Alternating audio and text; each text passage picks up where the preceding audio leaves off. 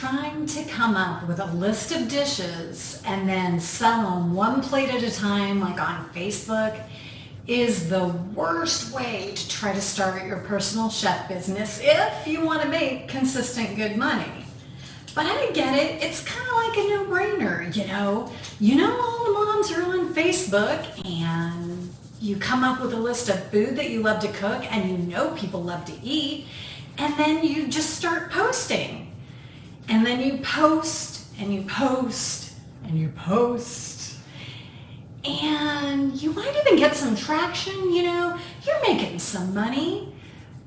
But here's probably what's really happening, right? Sometimes you sell some, but then other times it's like crickets. Or you have a great customer who's ordering all the time and then they just stop. Or they order and then they don't. Then they order, then they don't. And it's super inconsistent. You have people say they want your lasagna, but can you leave the garlic out? Or can you make it vegan? Or can you double the sauce? Or can you leave the sauce off? And even if you get to the point where you're making okay money, you kind of realize that it's taking you way too long for how much you're making. I mean, really, have you worked out your hourly wage? Forget it if it's like 10 to 15 bucks an hour. This is not the vision that you had when you tried to start your food business, am I right?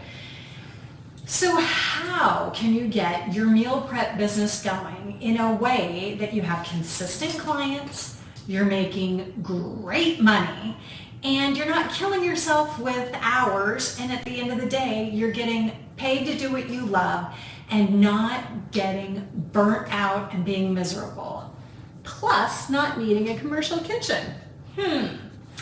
Well, this, my friend, is exactly how you set up your personal chef business with meal prep services so that all that good stuff happens. First, you have to redefine your service. You're not putting out a list in front of everyone on the internet and just asking them which ones they want. You're getting the right client who wants to have a passionate cook like you prepare food especially for them on a regular, ongoing basis. This is what's going to get you that regular schedule and consistent income so that you're not hustling every week to sell plates and trying to get people to order and all that. Because when you have these regular clients, you contact them the week before for their specific order, you do their grocery shopping, you do their cooking on their service day. And instead of getting $8 or $10 a plate or whatever you can sell meatloaf for on Facebook, you're getting paid a premium for your premium service. And this is where some people get hung up. This service is not for everyone. And it's not for a lot of those people on Facebook who are buying $8 plates of meatloaf. But that's okay. That's actually a great thing. Because the best part here is you only need 5 to 10 clients.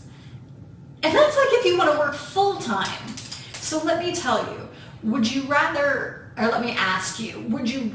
be hustling every week, trying to work social media, get up to the number of sales that you need that day to break even or make decent money, and sometimes getting stuck with too much food, or you can't get enough sales, or making great money one week and then none the next week, and like always scrambling? Or would you rather have just a few consistent clients that love you and love your food, and you cook just for them week after week, and they're paying you great money, and it's even taking you a fraction of the amount of time?